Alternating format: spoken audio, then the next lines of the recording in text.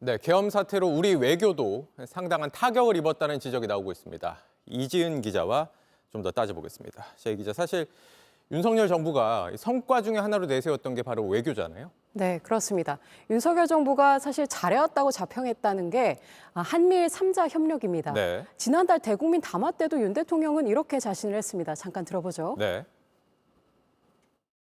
한미일 안보 협력 문제는 지금 뭐 잘 가동이 되고 있습니다.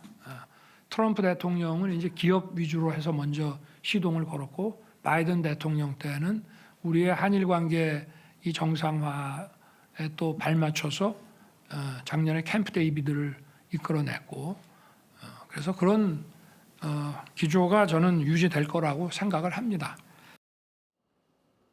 네, 그런데 앞서 봤지만 미국이 지금 공개적으로 불만을 드러내고 있어요. 네, 그렇습니다. 그래서 윤 대통령이 미국의 심기를 제대로 건드렸다, 이렇다는 게 외교가의 분석입니다. 네. 이 민주주의 체제를 뒤흔든 계엄 자체도 문제지만 혈맹인 미국에도 사전 통보가 없었다는 점에서 내심, 괘씸해야 하는 기류가 읽히긴 합니다. 네. 이게 뭐 미국 정보력의 실패가 아니냐 이런 지적도 있었는데 커트 캠벨 미국 국무부 부장관은 이렇게 반박을 했습니다.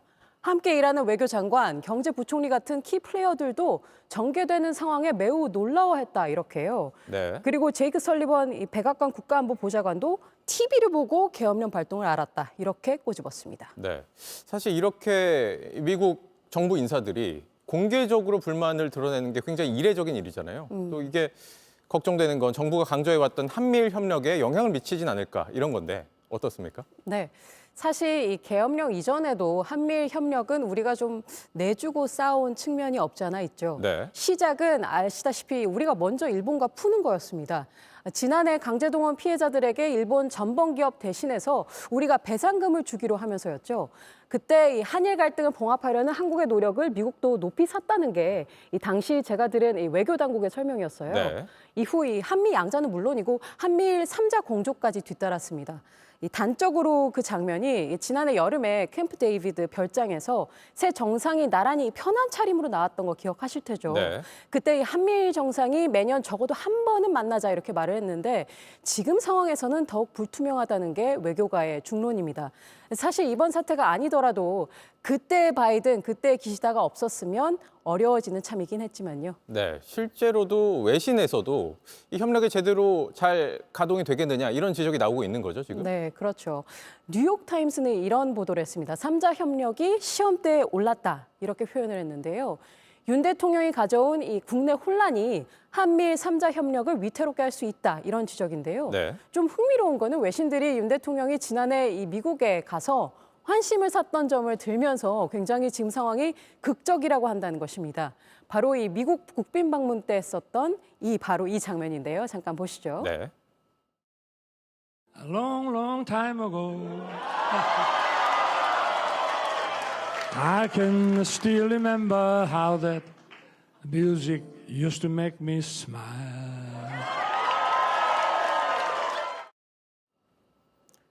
네.